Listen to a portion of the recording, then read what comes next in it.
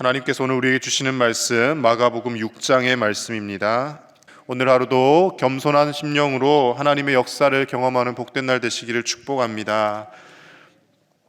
지난 5장 말씀에서 12살 된 회당장 야이로의 딸을 예수님께서 살려주시고, 그리고 똑같이 12년 동안 혈루증으로 고통받던 여인의 병을 고쳐주십니다. 12년을 고통받았던 여인, 12살 된 귀한 야이로의 딸, 두 생명이 동일하게 주님에게는 귀한 생명이라는 것을 보여주셨죠. 그리고 오늘 6장 말씀은 예수님께서 그곳을 떠나 고향으로 가셨다라는 말씀으로 시작을 하고 있습니다. 예수님의 고향이 어디겠습니까? 바로 나사렛입니다. 베들레헴에서 태어나시긴 했지만 무려 30년 가까이 공생의 사역을 시작하기 전까지 나사렛에서 아버지 요셉을 도와서 그렇게 부모님을 모시고 예수님이 사셨습니다. 모든 사람이 아마 동일한 마음일 겁니다. 내가 자라고 생활했던 고향 땅에 대한 애정을 갖고 있습니다. 왠지 고향에 오면 뭔가 여기서 사람들이 더 친근하고 더 잘하고 싶은 그런 마음들이 있지 않겠습니까? 예수님도 마찬가지셨을 겁니다. 무려 30년간 지냈던 그 나사렛 땅에 많은 또 불쌍하고 어려운 사람들, 그들에게 말씀을 전하고 기적을 베풀고자 분명 그곳으로 가셨습니다.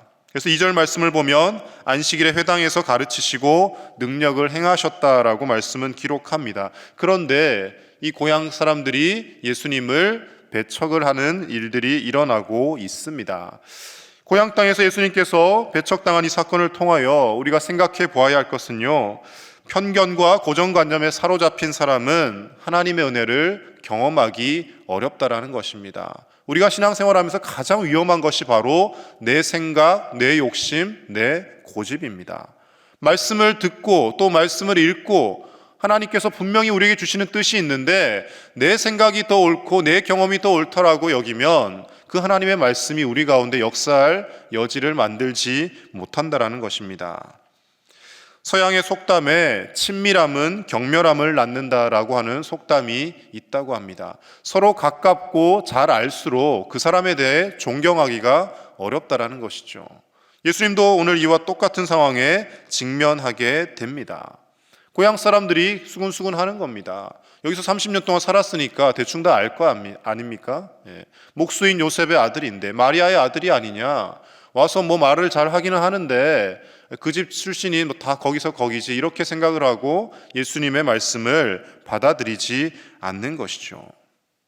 우리가 신앙생활하면서 누군가가 교회의 리더로 세워졌을 때 구역장을 맡는다든지 여전도의 남선교회 회장을 맡는다든지 또 어떤 팀의 팀장을 맡는다든지 했을 때 우리가 하나님께서 그 자리를 주셨다는 것을 인정하고 존중하고 세워줄 줄 아는 마음이 있어야 됩니다. 그렇지 않으면 저 사람 내가 뻔히 아는데 저 사람이 무슨 일을 하겠어? 함께 은혜를 받지 못하게 되어 있다라는 것이죠. 이런 고향 사람들을 향해 예수님께서 이렇게 말씀을 하십니다. 오늘 4절에서 6절 말씀 우리 함께 다시 보겠습니다. 4절입니다. 시작. 예수께서 그들에게 이르시되 선지자가 자기 고향과 자기 친척과 자기 집 외에서는 존경을 받지 못함이 없느니라 하시며 거기서는 아무 권능도 행하실 수 없어 다만 소수의 병자에게 안수하여 고치실 뿐이었고 그들이 믿지 않음을 이상히 여기셨더라. 이에 모든 촌에 두루 다니시며 가르치시더라. 아멘.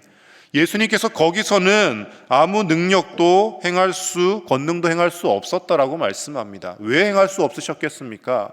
그들이 믿지 않기 때문에 그렇습니다. 내가 저 목수 요셉의 아들 뻔히 아는데 저 사람에게서 무슨 권능이 나오겠어? 저 사람이 무슨 대단한 일을 하겠어? 이렇게 접근을 하니 예수님이 그곳에서 아무리 기적을 베풀고 싶어도 역사를 일으키고 싶어도 하실 수가 없었다라는 것이죠. 하나님의 역사를, 하나님의 능력을 경험하는 방법은 의외로 단순합니다. 내 생각 내려놓고 하나님께서 내 삶 가운데 역사하실 수 있도록 겸손하게 하나님의 능력을 구하는 것입니다. 그런데 우리는 기도하면서도 그것을 늘 의심합니다. 하나님 앞에 기도는 하지만 계산적으로, 현실적으로 이것은 이루어질 수 없는 일이다, 이렇게 하고 나가기 때문에 하나님의 역사가 우리 가운데 경험되어지지 않는 일들이 많더라는 것이죠. 누가복음 4장 29절을 보면요, 이 나사렛 고향에 있는 사람들이 얼마나 악했는지 예수님을 낭떠러지까지 끌고 가서 거기서 밀어서 떨어뜨리려고까지 합니다. 그 고향 사람이 와서 뭔가 좀 아는 체하고 말씀을 전하는 것이 못마땅한 것이죠. 예수님을 죽이려고 고향 사람들이 낭떠러지로 끌고 갔다고까지 기록을 하고 있습니다. 하나님 앞에서 우리가 겸손한 마음으로 내 편견과 모든 고정관념을 내려놓고 하나님의 말씀이 들려졌을 때 내 생각은 이와는 다르지만 말씀대로 믿고 순종할 때 그 말씀이 내 삶 가운데 역사하고 놀라운 기적을 일으킬 줄 믿습니다라고 고백하는 것이 참된 믿음인 줄로 믿습니다. 그래서 야고보서 4장 6절 말씀에서는 우리에게 이렇게 말씀합니다. 그러나 더욱 큰 은혜를 주시나니 그러므로 일렀으되 하나님이 교만한 자를 물리치시고 겸손한 자에게 은혜를 주신다 하였느니라. 아멘. 교만한 사람들, 내 생각이 가득 들어 찬 사람들은 은혜를 경험할 수 없다라는 거예요. 겸손하게 하나님 말씀에 순종하는 사람들이 하나님의 은혜를 경험하게 되는 줄로 믿습니다. 예수님의 고향 사람 나사렛 사람들과는 반대로 게네사렛 지방 사람들은 예수님께 적극적으로 나아옵니다. 오늘 뒤쪽으로 넘어가셔서요, 55절과 56절 말씀 같이 보겠습니다. 55절 56절입니다. 시작. 그 온 지방으로 달려 돌아다니며 예수께서 어디 계시다는 말을 듣는 대로 병든 자를 침상째로 메고 나아오니 아무데나 예수께서 들어가시는 지방이나 도시나 마을에서 병자를 시장에 두고 예수께 그의 옷가에라도 손을 대게 하시기를 간구하니 손을 대는 자는 다 성함을 얻으니라. 아멘. 나사렛 사람들과 이 게네사렛 사람들의 태도와 행동이 정반대이지 않습니까? 고향에서 30년 동안 예수님을 알아왔던 그들은 예수님을 배척하고 낭떠러지로 끌고 가서 죽이려고 했던 반면에 이 게네사렛 땅에 예수님이 가셨을 때는 사람들이 병든 사람들 침상째 메고 오고 다 나와서 예수님의 옷자락이라도 만지려고 애를 썼다라는 것이죠. 예수님의 옷자락을 만지는 것, 이 앞에 나와서 이 십자가에 손을 대는 것, 그 행위 자체가 중요한 것이 아니라 주님을 향한 갈급함과 하나님께서 나에게 은혜 주시기를 사모하는 그 겸손한 마음들이 있었기 때문에 이 게네사렛 땅에서는 예수님께 나오는 모든 자들을 다 고쳐주시고 은혜를 입게 되었다라는 것입니다. 저와 여러분들이 이런 갈급한 마음으로 하나님의 은혜를 사모하는 심령으로 하나님 앞에 나와 기도하고 간절하게 매달릴 때 하나님께서 우리의 삶 가운데도 이와 같은 역사를 동일하게 허락해 주시는 줄로 믿습니다. 오늘 하루도 하나님 앞에 겸손한 마음으로 순종하며 말씀을 힘입어서 우리의 삶이 변화되고 내 삶 가운데 내 힘으로 해결할 수 없는 많은 일들을 하나님께서 직접 개입하셔서 해결하여 주시는 놀라운 역사와 은혜를 경험하는 복된 날 되시기를 간절히 축복합니다. 이어지는 7절 말씀부터는 이제 예수님께서 12제자를 부르셔서 그리고 둘씩 짝지어서 전도하러 여러 마을로 보내십니다. 여기서 좀 특이한 점이 발견이 되어지는데요. 7절에서 9절 말씀 우리 같이 보겠습니다. 7절에서 9절입니다. 시작. 12제자를 부르사 둘씩 보내시며 더러운 귀신을 제어하는 권능을 주시고 명하시되 여행을 위하여 지팡이 외에는 양식이나 배낭이나 전대의 돈이나 아무것도 가지지 말며 신만 신고 두벌 옷도 입지 말라 하시고, 두 가지 특이한 점이 발견이 됩니다. 보내실 때 혼자 단독으로 보내시지 않고 둘씩 짝지어서 보내십니다. 우리가 목요일마다 우리 전도 사역팀들이 오전 오후에 모여서 열심히 전도를 하십니다. 그래서 우리도 보면 두 분씩 나가십니다. 왜 예수님께서 둘씩 짝지어 보내셨겠습니까? 인간의 연약함을 아시기 때문에 그렇습니다. 사람이 참 특이한 것이요, 혼자 하면 용기가 나지 않고 뭔가 주춤주춤 하다가도 옆에 한 명만 더 같이 하면요 없던 용기가 생깁니다.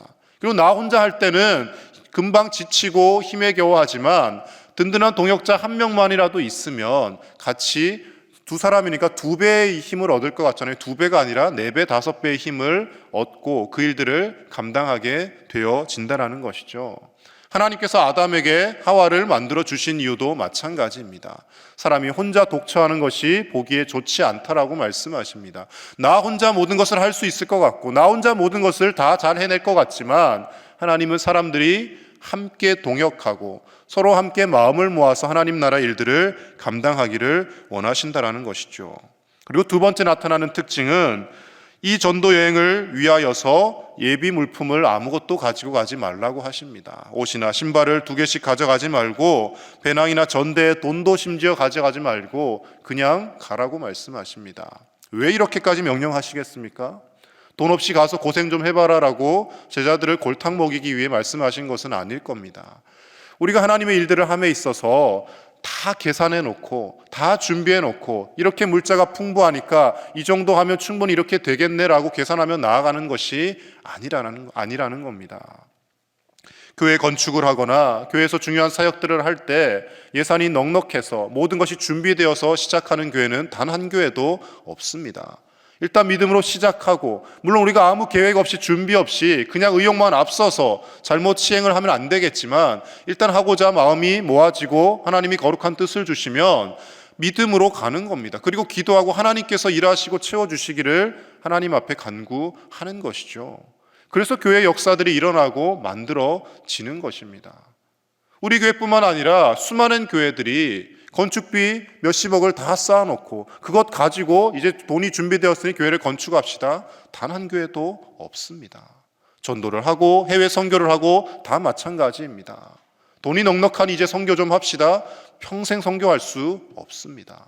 하나님이 주신 사명이니 감당합시다. 그러고 기도하고 이 일들을 감당하기 위해 필요한 것들 하나님 앞에 구하며 우리가 할 수 있는 것들을 내어 드릴 때 놀라운 역사가 일어나게 된다라는 것입니다. 예수님께서 오늘 그것을 제자들에게 가르치기를 원하십니다. 다 준비해서 넉넉한 상황 가운데 전도하러 나가면요, 전도가 되는 것이 아니라 그냥 좀 전하다가 내 편의만을 따지게 됩니다.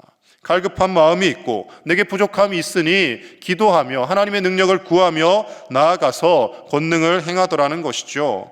그렇게 나아갔을 때 어떤 역사들이 일어납니까? 12절 13절 말씀 제가 읽겠습니다. 제자들이 나가서 회개하라 전파하고 많은 귀신을 쫓아내며 많은 병자에게 기름을 발라 고치더라. 아멘. 예수님께서 주신 그 권능을 가지고 많은 사람들에게 복음을 전하고 병을 고치고 놀라운 역사와 기적들을 이루어 내더라는 것입니다. 그들이 부족한 상황 가운데 나아갔지만 하나님을 더 의지하게 되고 하나님의 역사와 능력을 경험하게 되더라는 것이죠. 그래서 우리의 삶 가운데 결핍이 있고 부족함이 있다라는 것은 하나님께서 우리 삶을 채우셔서 역사하실 여지가 그만큼 크다는 반대로 생각하면 크다는 일이라는 것이죠. 내 삶이 다 풍족하고 만족되어지면 하나님 앞에 기도하지 않습니다. 자녀들을 향한 부족함이 보이고 우리 가정을 향한 부족함이 보이고 내 삶의 건강에 문제가 있고 사업이 내 뜻대로 풀리지 않고 내가 생각했던 대로 내 계획이 이루어지지 않을 때 우리는 하나님께 도와달라고 손을 내밀게 되고 기도하게 된다라는 것입니다. 우리의 연약함을 아시고 우리의 연약함 가운데 역사하시기를 기뻐하시는 그 하나님 앞에 간절히 부르짖고 기도하며 하나님이 우리의 삶에 개입하셔서 역사하실 수 있도록 하나님 앞에 오늘 하루도 신실하게 말씀 가운데 기도하며 나아가는 저와 여러분 되시기를 간절히 축복합니다. 마지막으로 한 가지만 더 보면요, 우리의 작은 헌신과 감사를 통해서 하나님의 큰 역사를 경험하게 됨을 오늘 오병이어 사건을 통해 말씀을 하십니다. 30절 이하의 말씀에 우리가 너무나도 잘 아는 떡 5개와 물고기 2마리로 남자만 5,000명을 먹이는 사건이 나오게 됩니다. 그런데 가만히 보시면요, 예수님께서 갑자기 허공에서 빵을 가져오셔가지고 먹이시지 않습니다. 제자들에게 특이한 말씀을 하십니다. 37절 말씀 보시면 너희가 먹을 것을 주라 이렇게 말씀하십니다.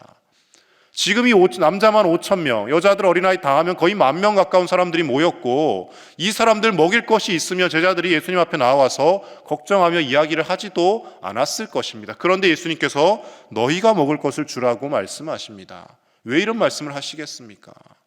이 사람들을 다 먹일 만큼 풍족한 양식이 있는 것은 아니지만 할 수 있는 것은 하라는 뜻인 것이죠.